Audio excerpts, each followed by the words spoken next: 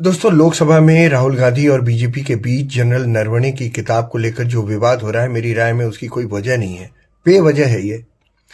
सबसे पहले, बेशक किसी अप्रकाशित किताब के बारे में चर्चा नहीं हो सकती, लेकिन सांसद के तौर पर राहुल गांधी के पास नियम 349 के तहत सदन के कामकाज से जुड़े किसी भी मामले को उठाने का पूरा अधिकार है।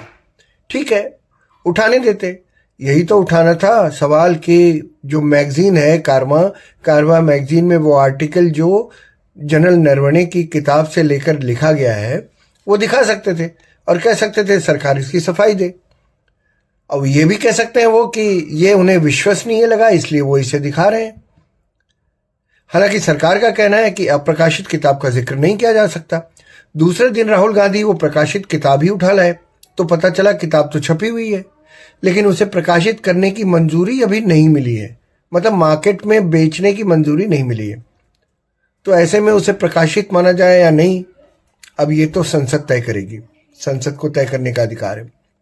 मेरे ख्याल से उसे अप्रकाशित ही माना जाएगा जब तक वो मार्केट में नहीं आई तब तक।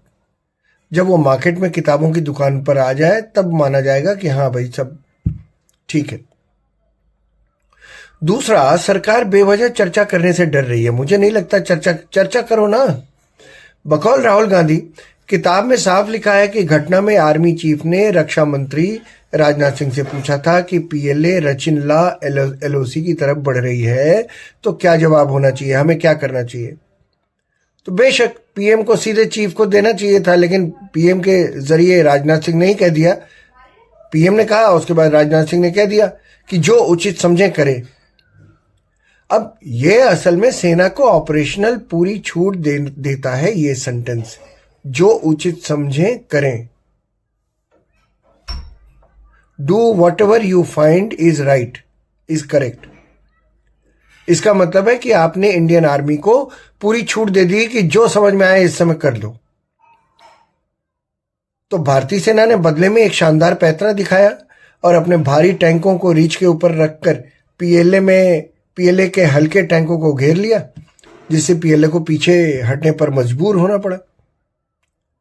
अब प्रधानमंत्री सामरिक जवाब तो नहीं दे सकते ना जनरल साहब को कि देखो ये 20 टैंक लेफ्ट साइड में ले जाओ, 22 टैंक राइट फ्लैंक में ले जाओ और उसके बाद गोले दागने लगो, ये इस साइज के गोले दागो, उस साइज के गोले दागो। ये प्रधानमंत्री नहीं बताता। प्रधानमंत्री ये कहता है कि मारो इनको, या जो ठीक समय समझो इस समय एज ए सोल्जर तुम्हें जो ठीक लग रहा है इस समय करो।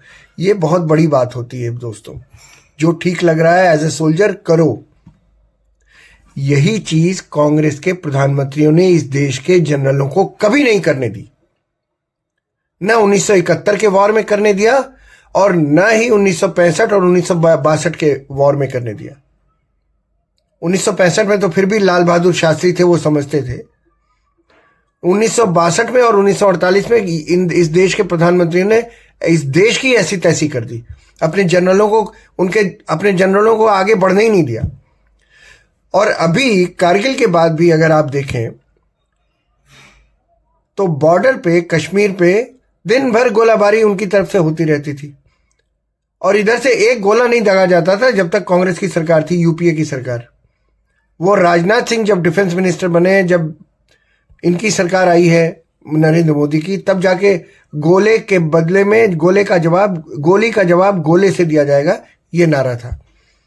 उसके बाद जब गोले के बाद गोला दागा जाने लगा, उसके बाद उनको समझ में आया और उसके बाद चुप हो गए। वो हाय हाय करने लगे पाकिस्तानी और बाद में उन्होंने कहा भाई तुम गोलेबाजी बंद कर दो।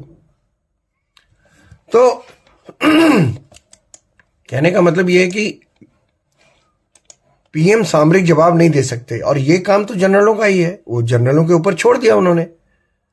तो रचिन ला में जो ठीक लगा उन्होंने कहा कि जनरल साहब आपको जो ठीक लगे वो करो, यही उसका मतलब था।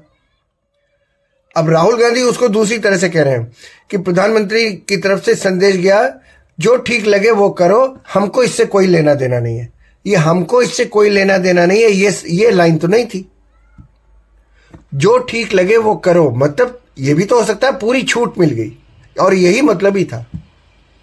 लेकिन सिर्फ वही है, चश्मा लगा के अगर कांग्रेस का कोई आदमी देखेगा तो अगर यही जानबूझकर संसद का समय खराब करना है और हल्ला मचाना है। और राहुल गांधी ने तो कल अपने ही कभी सांसद रहे, अपने ही नेता को देखिए कल क्या क्या कह दिया। तो अब जब आपकी मंशा ही ठीक नहीं है तब तो आप हर चीज पर सवाल उठाएंगे ही। इसीलिए इस मामले में हर कोई कामयाब रहा। सरकार ने चीफ के सवाल का सही जवाब दिया कि जो ठीक लगे वो करो, कुछ भी करने की आज़ादी दे दी। और आर्मी चीफ ने एक शानदार स्ट्रेटेजी दी और जीओसी जनरल जोशी ने हिम्मत और लीडरशिप दिखाते हुए हमला करने की इजाज़त मांगी और घेर लिया चीनी टैंकों को। लेकिन कांग्रेस की वजह से नुकसान क्या हुआ इस पूरे मामले में? वो नुकसान ये हुआ है कि संसद ने असल में राष्ट्रीय सुरक्षा पर एक बड़ी बहस का मौका गंवा दिया, जिससे जनता सेना के रचिनला पर शानदार पैंतरे के बारे में जानने से वंचित रह गई। यानी कमांडिंग ऊंचाइयों पर, कमांडिंग हाइट्स पर एक अनबिलीवेबल विन के लिए एक स्ट्रैटेजी। सच में दोस्तों, मुझे तो अपनी सेना पर गर्व है। वो दिन रात जागते हैं, इसीलिए हम रातों को सोते हैं।